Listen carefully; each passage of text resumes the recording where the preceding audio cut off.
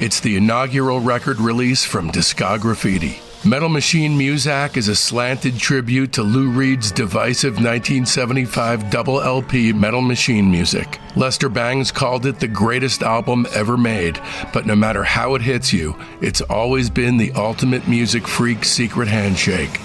My ambient reimagining features 4 16-minute 1-second tracks, just like the original, and each one was created by a top-shelf indie rock visionary. Lou Barlow from Dinosaur Jr. and Sebadoh, Corey Hansen from Wand, W. Cullen Hart from the Olivia Tremor Control, and Mark Robinson from Unrest. That's right, not a slouch in the bunch, unlike 99% of the compilations you've ever begrudgingly purchased for the one and only band on it you just had to hear. Metal Machine Musac will not be available on streaming. The digital version is finally available for purchase, and the vinyl will be shipped this summer. Pre-orders for the LPs are available now, but they're going fast.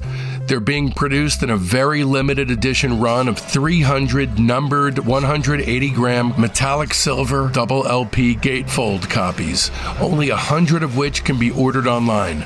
These copies will be numbered from 1 to 100, and they're first come, first served. To order either the digital or the vinyl, just head over to patreon.com/discograffiti/shop. Again, that's patreon.com/discograffiti/shop. Don't miss out on Metal Machine Musac, the ambient experience designed to make Brian Eno run screaming. Osiris. We liked making this album a little bit more absurd, you know? And that has to do with like where you feel like you're coming from musically first. And then you try to put words that fit that. Yeah, they reflect those feelings.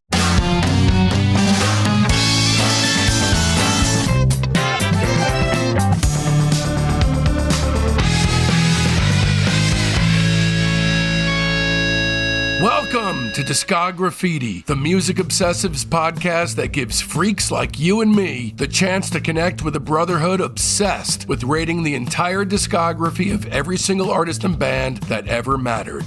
I'm your host, Dave Gebrow, and with 3 to 4 episodes each week, you're going to gain a comprehensive knowledge of an act's history and output in the time it takes to listen to one album. Each new guest swings a hard left into an area you either had no idea you needed to know about or know all about and can't believe you're not alone out there. I am thrilled to announce that we have partnered with the podcast network Osiris Media, the leading storyteller in music. You can check out all their music podcasts at osirispod.com. And in this episode, we'll be turning our spray cans on the Beach Boys' Wild Honey. Along with our special guests, Michael and Brian Daddario of the Lemon Twigs. In this episode, we reveal, jammed in there like a Trojan horse right in the intro, a sneak attack rating of the Lemon Twigs' entire discography. How the myth of the unreleased Smile LP made the lo-fi Beach Boys era an even more bemusing mindscrambler of a prospect for the record-buying public to accept.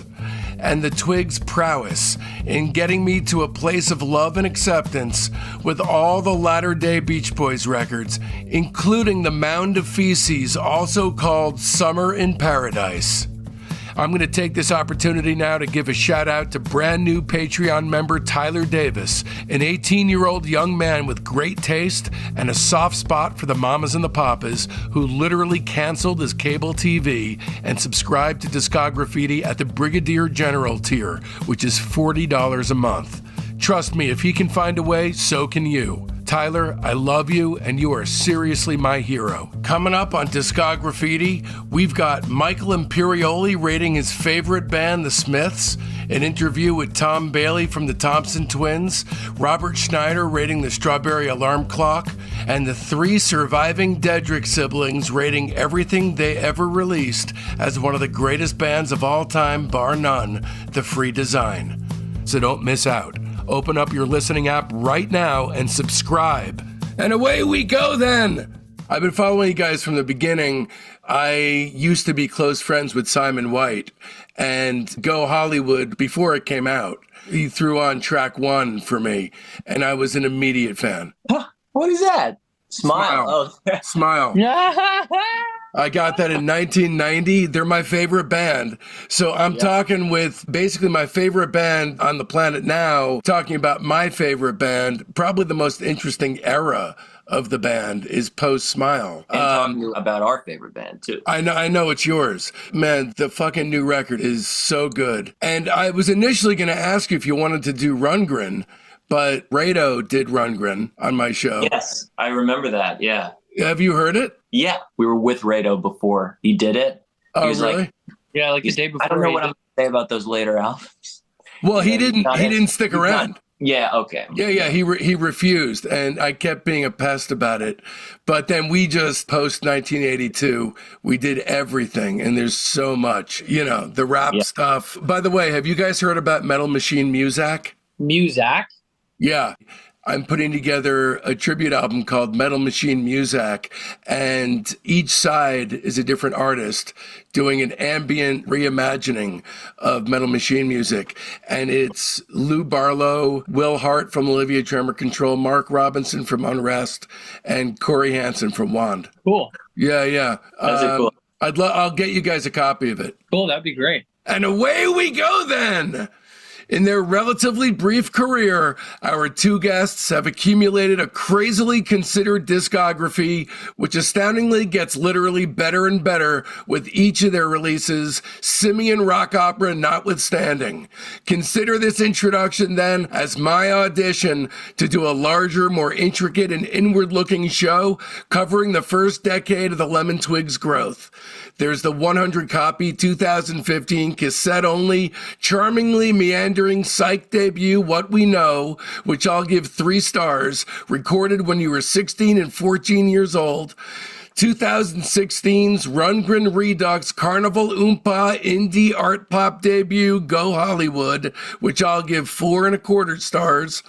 2017's home recorded cupboard clearing EP, Brothers of Destruction, essentially a Jonathan Rado-less Go Hollywood Part 2, thus an equal 4.25 stars. Then comes 2018's precociously kick-ass sophomore slump, Faceplant, Go to School, which sure has detractions, but lack of ambition ain't one of them, and I've discovered to my progressive pleasure that it's unquestionably a grower, so I'll give it 3.75 stars. Then comes what to me is unquestionably your transitional fulcrum point album, the Reach for the Rafters operatic Lou Reed meets Nilsson biker prog pop of 2020's Songs for the General Public, 5 fucking stars. Then, like a bomb, along came 2023's Beach Boys upper downer dichotomy earworm masterpiece, Everything Harmony, 5 stars.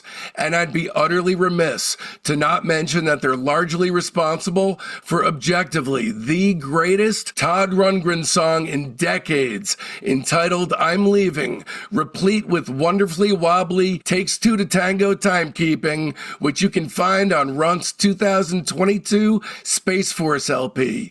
And then, of course, there's last week's hot off the presses, A Dream Is All We Know, an unsurprisingly 5-star, lean, mean, Baroque AM gold fighting machine. Just imagine the Raspberries transported back to 1963 via DeLorean and aiming to wow just like Marty McFly's jaw-dropping guitar pyrotechnics. This is a perfect record that, if there's any hope left in the universe, will be troubling the charts in a major fucking way. Lads and ladies, taking solace in the notion that rampant conceptual chaos can and should be corralled into a reined-in series of tricky time-signatured oohs and ahs, because how else you gonna flip those rusty old switches lodged deep within our jaded emotional fuse boxes? Coming at you for nigh on 9 years with some sick skill from Hicksville, it's Brian and Michael Daddario, a.k.a. the Lemon Twigs. Whoa. Thank you. Thunderous applause from these guys. Now, how did I do on the ratings? Do you guys think that I hit it on the head? Yeah, I agree. Yeah. I would have scored some shit probably a little lower, but the last 3 were right on the nose. This has been a big build-up. we've been going back and forth on what are we going to do. And I kept telling Ailey, listen, if we had 5 minutes on the phone, we could take care of this in an instant. You know, I even threw that in as a possibility to redo Rundgren. You know, there were so many possible directions we could have gone. I still would love to do you guys because I think you guys are so well versed in music history. I can always tell if a band knows about music, has studied music, has, you know, ingested liner notes, album covers, backs of covers, because you guys, it feels like you're at 30,000 feet watching yourselves doing this. And it's almost like you have this thing, not necessarily planned out, but you have a sense of what makes an interesting band arc. I think we know what makes sense as a next step, even if it seems outrageous to other people. We kind of can see what's a natural development that will satisfy us and that will hopefully appeal to crowd goers. I thought about taking the setup of the Beach Boys and just veering it into just asking you questions about the Beach Boys that really portended to you guys. Because to me, they have one of the most interesting arcs, if not the most interesting arc ever. Yeah, to us too, you know? Yes. It's like, because there's always a creative consistency and there's always a certain quality to what they do, because you can't even get the voices down in the way that everybody has their own part without a certain degree of craft. You can't just write off any Beach Boy album, really, you know? I mean, people do, but I don't think you really can, though I've never heard Summer in Paradise. I was just going to bring it up.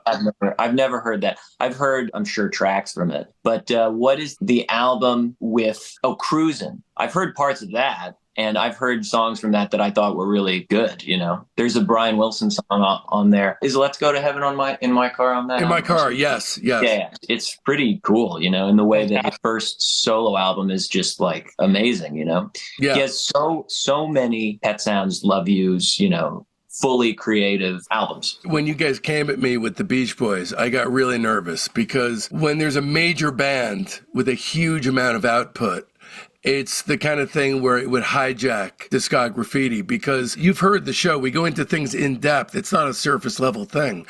So it would basically take over the show for a while. So I've never really gone into a phase of a band, but this particular phase that you guys chose is a really interesting one, just in terms of how it dovetails with your new record. I find it really interesting in the streamlining of your sound, because I know you guys are bursting at the seams with ideas, tons of ideas.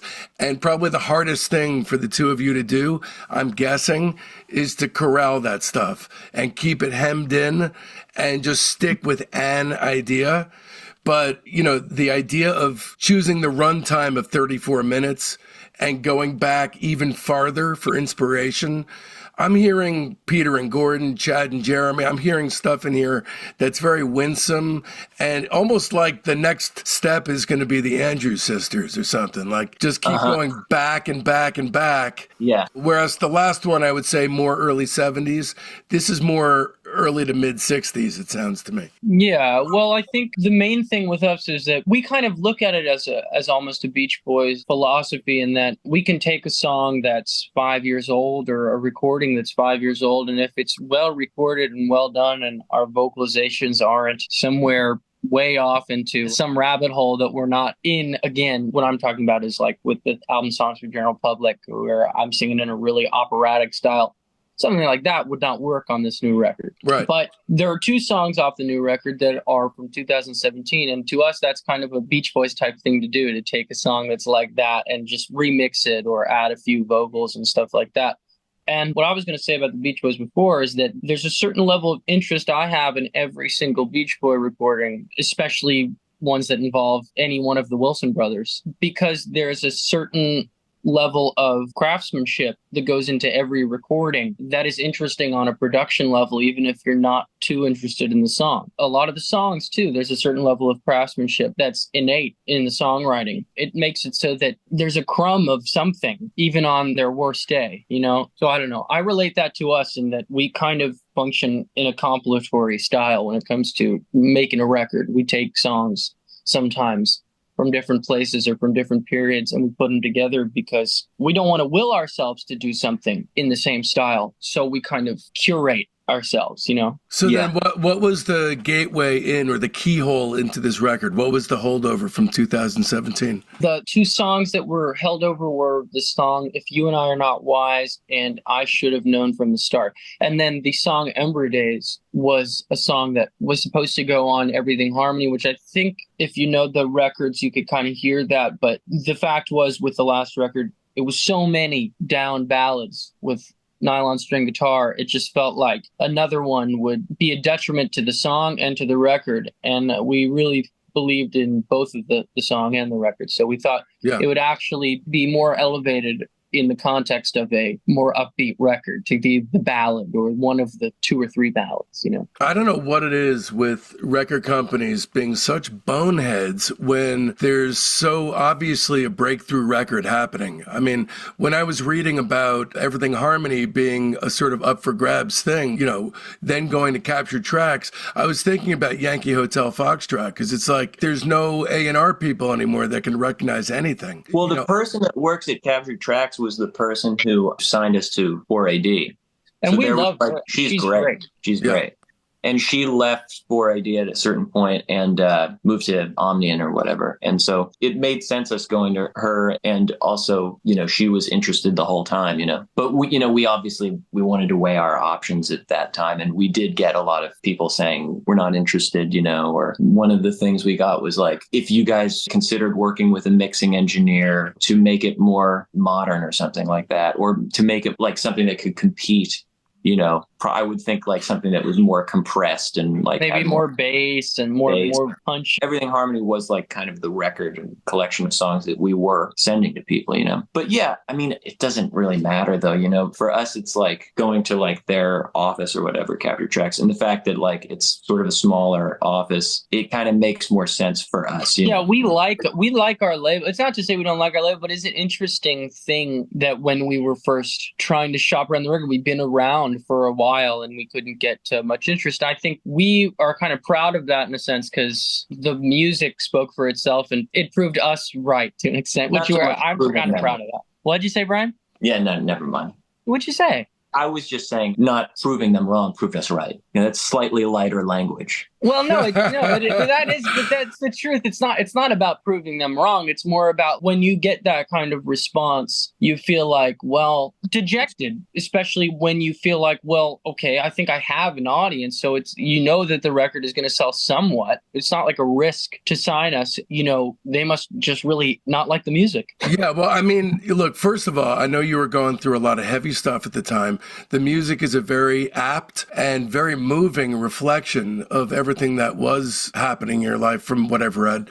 Also, I know that it was more of a union of your, and I know we're spending some time away from the Beach Boys here, but there's one more point I want to make is that you guys were kind of celebrating coming together with your vision.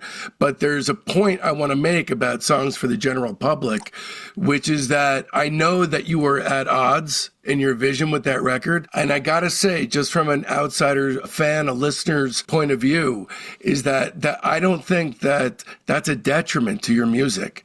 There's a very interesting thing that happened with that record that I think if you were on the same page wouldn't be there. So, you know, so not to dismiss that record, I don't think a course correction was necessarily needed from that record. It's an incredible record. That was the first one where I thought you guys were functioning on like a whole different level, really a whole different level. Yeah. I appreciate that a lot. Thanks. Hi, I'm Dave Gebrow. I threw my career as a licensed hearing instrument specialist in the trash, sold my house, and moved to the East Coast with my wife and 4-year-old son in order to focus on making the ultimate podcast for music obsessives thrive. Now I need your help. Although Discograffiti is rated in the top 2% of all podcasts globally, the economics of this thing are tricky. Becoming a member of Discograffiti's Patreon gives you access to over 100 more exclusive episodes. And moving forward now every Sunday for only $5 a month as a private first class, you get our new weekly show by and for Discograffiti's Patreon family, the Discograffiti Soldiers of Sound podcast. If all you want to do is show some love, there's now finally only a $1 tier. Don't miss out. Become a recruit and get your personalized backstage pass for $1. And for the cheapskates, homeless people, and all the bums sponging off mom and dad, don't care, just join. It's now completely free to join as a basic member. That's it. Back to the show. Anyway, so for any bonehead out there who doesn't know about Smile, just to get this out of the way, because it's important to know what Smile is to understand what Wild Honey and Friends are. So Brian Wilson and the Beatles were in a neck-and-neck production race. You know, one album begat another. If there was no Rubber Soul, there'd be no Pet Sounds. You know, it kept bouncing back and forth like that. And then Smile, as far as I'm concerned, you know, the what-ifs, the quantum mechanics behind the musical questions, what would have changed if Smile had come out, to me are endless. And it's part of the greatness of the record is that the speculation behind what could have happened if this thing was released at that time ranges anywhere from nothing at all to it would have changed the course of music history. I veered toward the latter, but anything is possible. And it took forever. Anyone who is taken with Smile and the history of Smile, as I have been. I mean, when I was 18 years old, I have Dominic Priory's book, and I remember tripping on acid as an 18-year-old, looking at certain pictures in there and just weeping. The intensity, the depth of feeling, the emotion behind what went in there, the conceptual heft. But then along with the head comes so much heart, it's almost impossible to convey it in any way that makes sense whatsoever, kind of like describing an acid trip. And then he, right at the end, gave up. I mean, a lot of people think that Smile was left incomplete. It's kind of finished, but he just didn't want to mix it down and release it. But he kind of had all the pieces together. That's one of the things that's so mind-blowing about this. And then my very first question to you guys is Smiley Smile, which came out and Carl Wilson famously described as a bunt instead of a grand slam, which was thrown down in, a few weeks. Why didn't you want to throw that into what really is like a trilogy of Beach Boys lo-fi records? I actually don't know. I think because Wild Honey, we probably have listened to more, I mean, I think Smiley Smile is an incredible record. I guess it's just, I was talking to Michael about it because I listened a lot to Laid in Hawaii. Yeah. And it's such a defined version of the Beach Boys in terms of arrangement.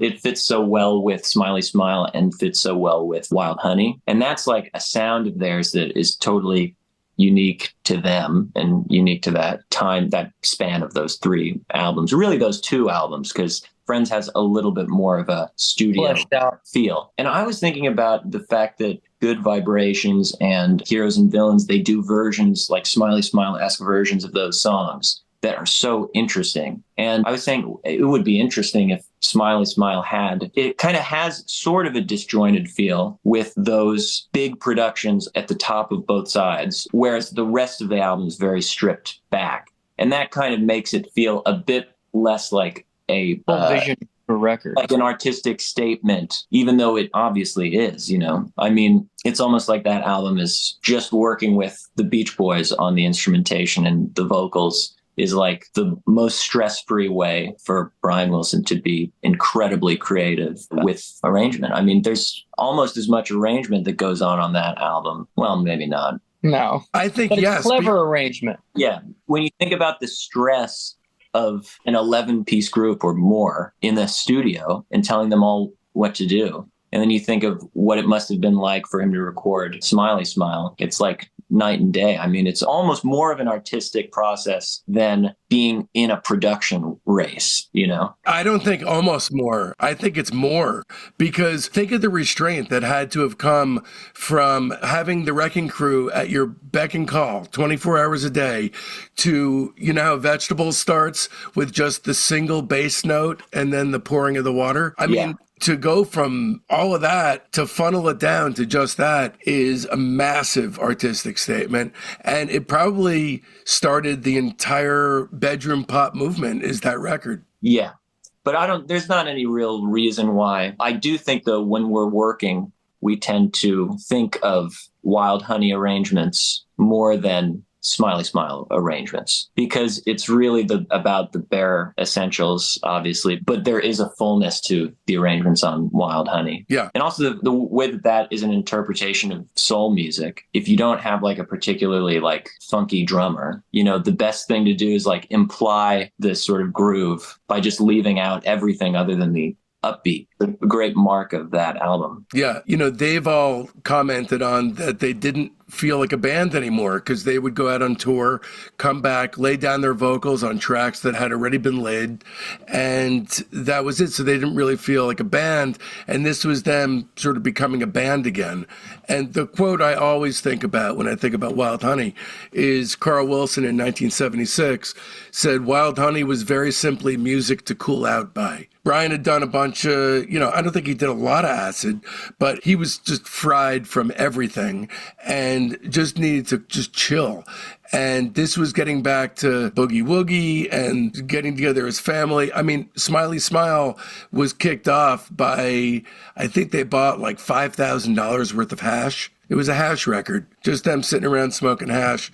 Wild Honey, I'm guessing some of that was left over because it was, only a couple months after that. All right, so Wild Honey, it came out in December 1967. What it doesn't really get a lot of credit for, which is super interesting to me, is that whole thing of, let's strip it back and, get back to the country. The movement post-psychedelia, John Wesley Harding, the White Album, Beggar's Banquet, this came first. It actually beat John Wesley Harding by 9 days as far as hitting the shops. So the Beach Boys, and they still get no credit for that. Although maybe it sits, maybe not in the same exact company, it touches on the same kind of ideas. Yeah. Or the intentions behind the music. Yeah. Yeah, that's an interesting point. Yeah, and I mean, I feel like this is some of the best collaboration between Brian and Mike as far as music and lyrics, because it's kind of down to earth, I mean, Let the Wind Blow is one of my favorite Beach Boys lyrics. I don't know. I guess that's actually kind of interesting. I never thought about it before, though. Like, I'm sure some of the lyrical ideas were Brian's actually, but I know Mike's credited for the lyrics, but they're just very direct, simple, pretty images, and Country Air is kind of the same thing. He hadn't actually been the lyric writer since Summer Days and Summer Nights. It was Tony Asher after that, then Van Dyke Park. So Mike had been kicked to the curb since 1965. Yeah. But I also, I love Mike's lyrics like Big Sur, I mean, he's really good at those like nature lyrics, and it also fits into his idea of like what the Beach Boys are about, Smiley Smile and Wild Honey are pretty dry records, which is not typical of the Beach Boys up to that point. Not at all. I mean, typically it's that cavernous sound. It's the echo chamber reverb. Yeah. Yeah. It's interesting. It's like the arrangements are really kind of simple, but the bass, it's like kind of all in the composition of the song, Bass notes are being doubled, with the left hand. And it's like the way Brian wrote songs, all of the songs kind of came with these great bass lines built in. Yeah, built in. I guess it's like they strip everything back on Wild Honey and then they sort of start to add things back with Friends and 2020 and Sunflower. The arrangement is, and using other musicians and stuff is creeping back in, and the reverb is creeping back in as well. Right. Though not to be ever as reverberated as it was once before in the past, as it were. Yeah. It's interesting, and I hadn't thought about this until right now, is that Wild Honey is to the 60s what Love You is to the 70s. It's him totally stripping the process of songwriting back to its basics,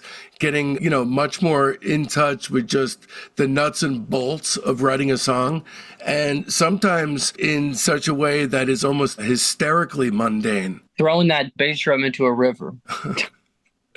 So there's only 5 tracks on Wild Honey that have session musicians, and even then they're kind of sparingly deployed.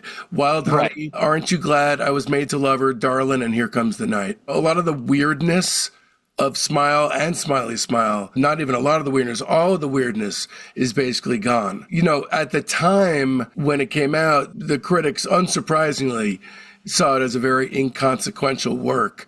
Everything that was coming out around that time was marked by a gargantuan heaviosity. So, something like this, especially the runtime is 23 minutes, 54 seconds. I was looking at the Beach Boys runtimes, and all of the early records were around that runtime, like Surfin' USA and Surfer Girl. So, I mean, I guess he really was thinking about, he was just in a recording mode that he kind of was in early on, I guess, of using the band, using session musicians sparingly, keeping the songs very short.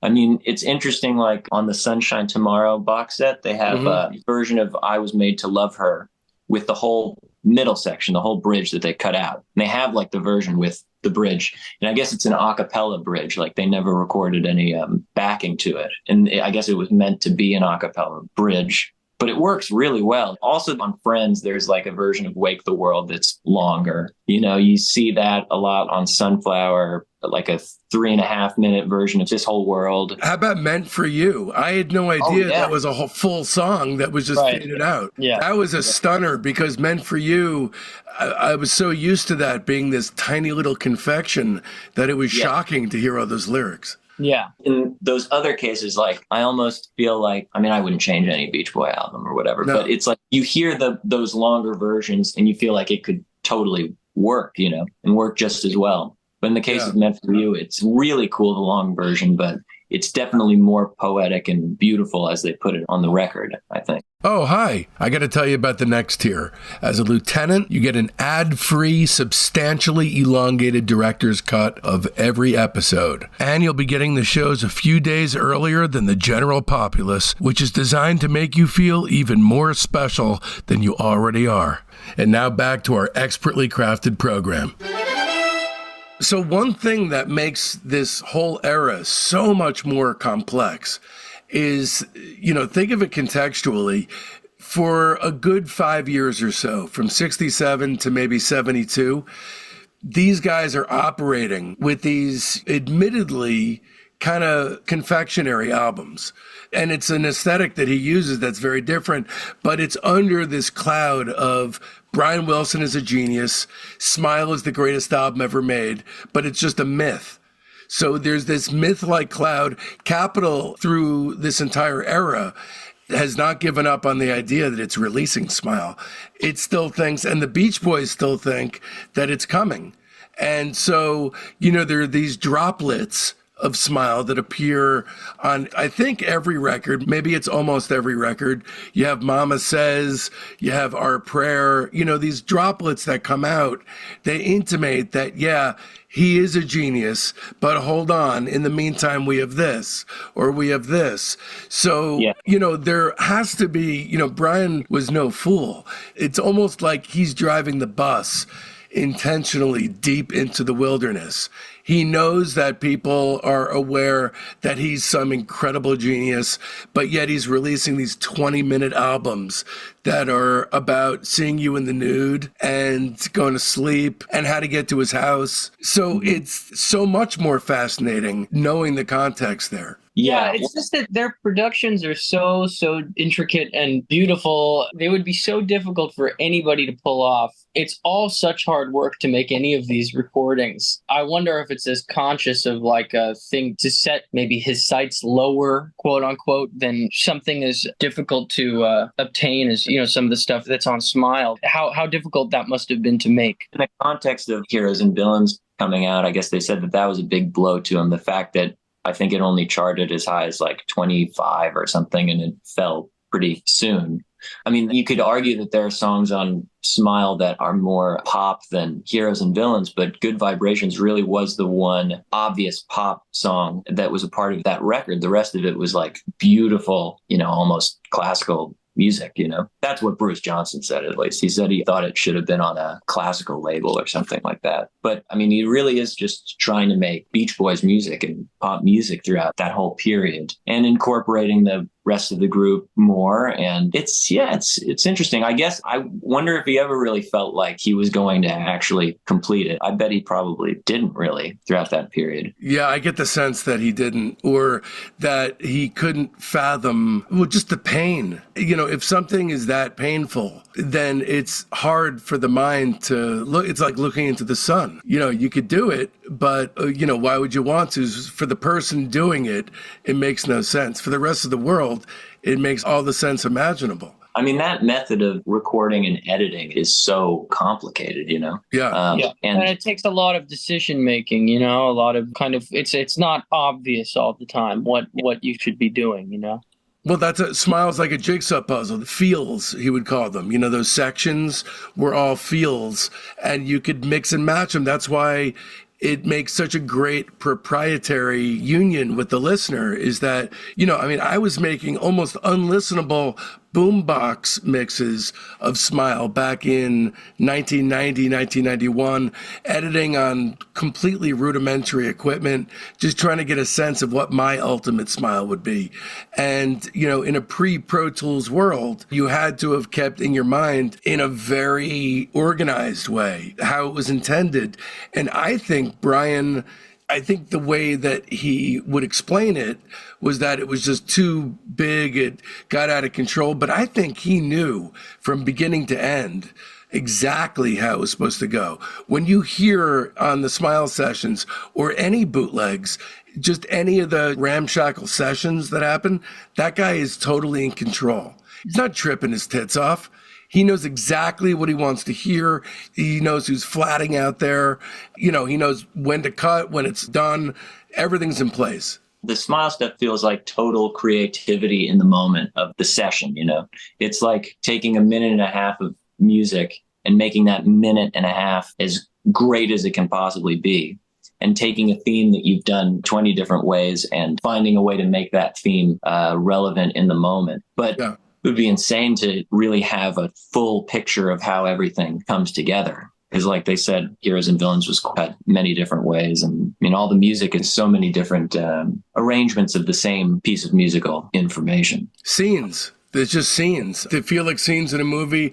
At my most lysergically influenced phase of my life, they seemed like places. Each of them seemed like geographical spaces, and I could see it as a map, like Smile cool. Land. Yeah, almost synesthetic in a certain sense, but, you know, each song has such a different feel to it, but yet the union of all the pieces makes so much sense, but they're their own places with their own spaces. So let's drop the needle on this sucker.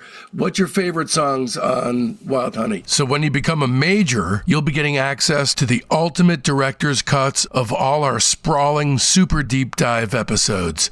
As far as I'm concerned, these super cuts have absolutely everything that was meant to be heard. Plus, you get yours before the lieutenants get theirs. But that ain't it. You also get all our other series, like Discograffiti's Top 10, our Buried Treasure Show, Rock Cousteau, our Slag Off Show, Queasy Listening, and exclusive limited series like The Private Press with Paul Major. And if you've got no financial worries to speak of, keep in mind that some of the higher Patreon tiers allow you to actually advertise on the show, choose the bands we cover, or even some of the guests we get. For the price of a cup of coffee a week, you can ensure my family's fed, build a music library that'll be the envy of your block, and connect to a thriving community of music maniacs all at the same time. Don't risk feeling badly about yourself by not giving. Patreon.com/Discograffiti. Once again, that's Patreon.com/Discograffiti.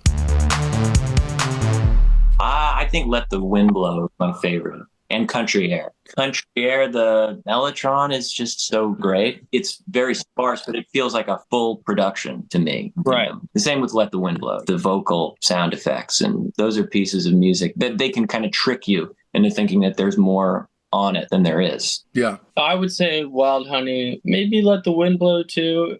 Honestly, I love Just Wants to See You. I just love the vocals. The whole record, you know, Wild Honey, the lead vocal is just incredible. And I feel the same about I'd Love Just Wants to See You. I think that's a great lead vocal too. I just love how dry everything is. You can hear so perfectly everybody's vocalizations and stuff. And everybody at the height of their powers in terms of their tonality and quality of their voice too. And there's also, it's kind of sparse with the group vocals. There's a lot of just lead vocal with backgrounds on this. And if ever there's a question about the soulfulness of the Beach Boys, Carl's ripping version of I Was Made to Love Her puts that to rest immediately. It's such a great version. It would seem like a laughable notion that they could pull that off in the way that they do. It's so good. But my favorite from the very beginning has always been Aren't You Glad? Oh, yeah. I mean, yeah, I love that song. Up there, too. It's so good. Yeah, great mic, vocal, horn arrangement. And yeah, when those horns come in, I don't know how many parts there are.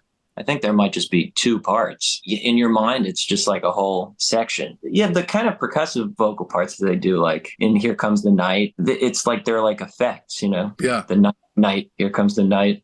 Well, they work differently. They work in that more percussive way, I think, without the reverb. It kind of reminds me of Won't You Come Out Tonight off MIU. Totally. Right. Like they're operating in the same way. It's just they sound crazy. I mean, they sound crazy doing those kind of vocals. Or like, fuck up the tit. Oh, Rolling Up to Heaven. Yeah. Is that? The most dirty Beach Boys song. Yeah. What is that on?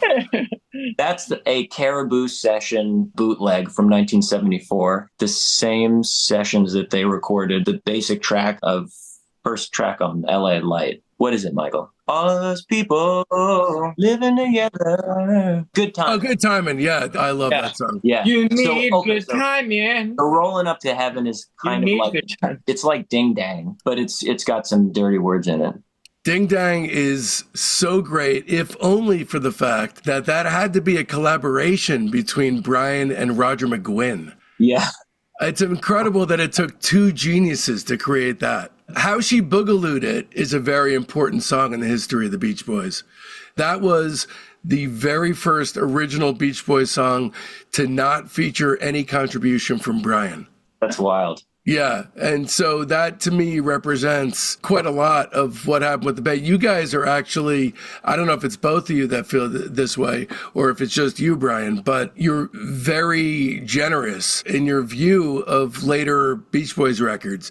To me, I wouldn't say I'm a hard stop after Love You, but that's when I start to cherry pick, like really start to cherry pick, because I feel like one of the most interesting aspects of the band is that something that on its surface feels so uninteresting to me in a lot of ways has this underbelly that is like the definition of creativity to me. To me, Smile and Pet Sounds, it doesn't get any better than that with any work of art in any medium whatsoever. And then, you know, you look at the 4th of July Beach Boys concerts and the Mike and Bruce contingent. I actually attended a show in 1990. I still had the gauze on my Smile tattoo.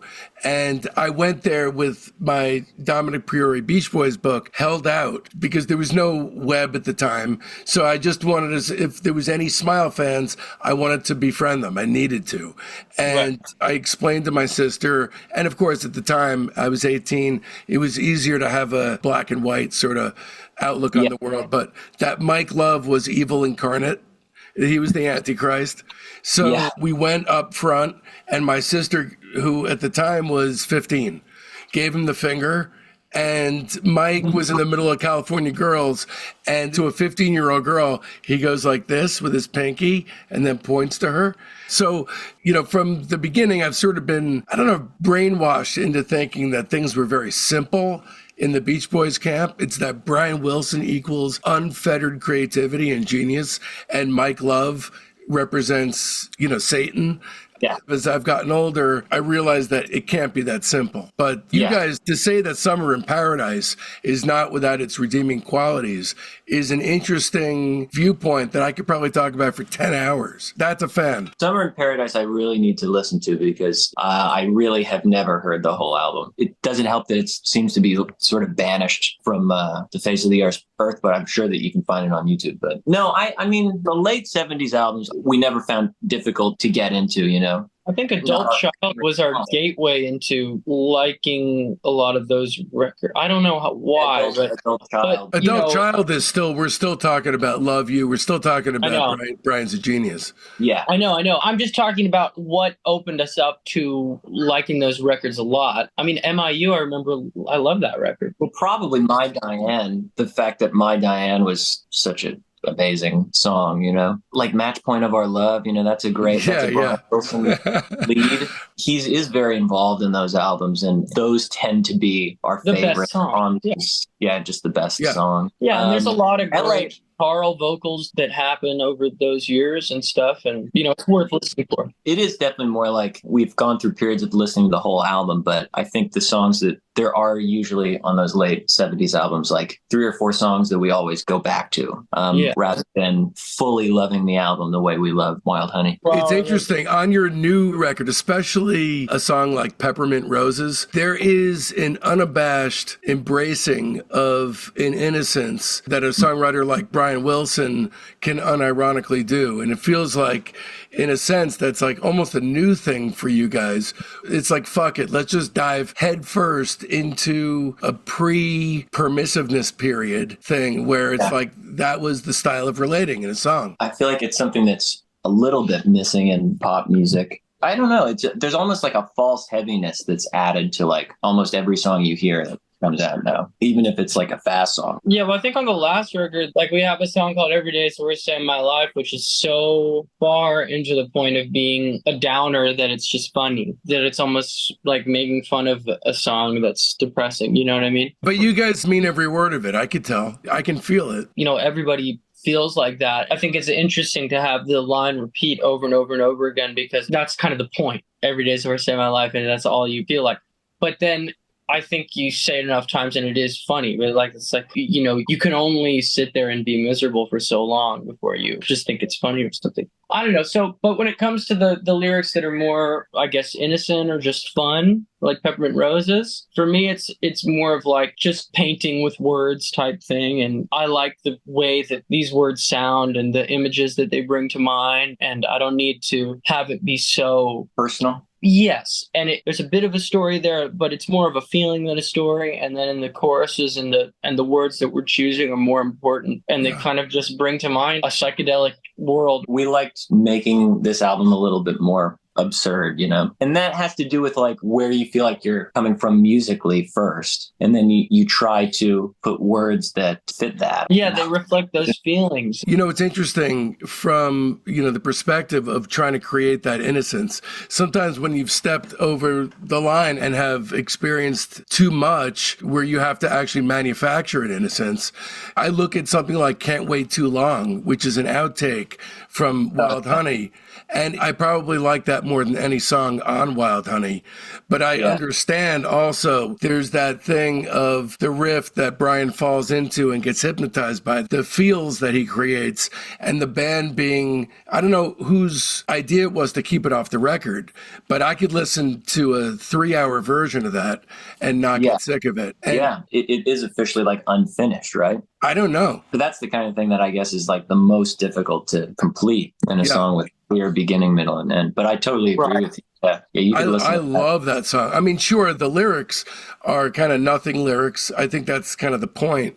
But musically, it's just a pool that gets deeper and deeper and deeper the longer you listen to it. All right, that about does it. Stay tuned, because this upcoming week, we're back with our Michelle Phillips series as we enter the solo years. This Monday, things kick off with Denny Doherty, which will be exclusively for our major tier Patreon members. And then on Wednesday, it's the director's cut of our Mama Cast Solo Years episode, featuring 18 minutes of essential bonus material. And then all you hoi polloi get the free version of Mama Cast The Solo Years. A heartfelt Discograffiti thanks goes out to my beautiful wife and son, Jen and Mason, Brian and Michael Daddario, Ailey Orzak and Surefire Media, Captured Tracks, Rudy Fishman, Becky Boyd, my incredibly loyal fans, and especially the entire Patreon community, the Soldiers of Sound. I love every last one of you, and this show would not exist without you, my friends. Speaking of friends, it's high time for some new ones. They're in our Facebook group, Discograffiti Soldiers of Sound. That's the best way to find out what's coming up on the show, but there's a hell of a lot more. You get recaps of the day in music history, the ability to pitch questions to guests, polls that put you in the driver's seat on guest and band decisions, and access to a thriving creative hub if you're looking for a collaborator. So make sure you don't miss out. You can find the link to the Discograffiti Soldiers of Sound Facebook page right there in the show notes. And if you don't mess with the Zuck, no sweat. Just email me at info@discograffiti.com and I'll keep you in the loop. So now that it's done and you want more, another way to dive even deeper into the greatest music ever made from the 1960s is to leap headfirst into my 12-hour interview with Jules Alexander and Terry Kirkman, the two founding members of Monterey Pop opening act The Association. That's episodes 110 to 113. Vashti Bunyan rating her entire catalog. That's 103 and 104. Os Mutantes Sergio Diaz on the early days of the band, that's 86 and 87. Burt Summer, 83 and 84. A tribute to David Crosby, that's 77 and 78. Lou Barlow rates the Zombies, that's 59 and 60. Bob Forrest on the band, that's 25 and 27. Monkees manager Andrew Sandoval rating the Monkees, that's 22 and 23. The Bee Gees' Psychedelic Beginnings, that's episode 10, and Sly and the Family Stone, episodes 5, 6, and 7. And of course, be sure to mark your calendars, because next Friday, May 24th, we're coming at you with Mama Cass, The Solo Years. Trust me, you're not going to want to miss it. And so, from now till then, don't let our youth go to waste, lads and ladies. It's Discograffiti!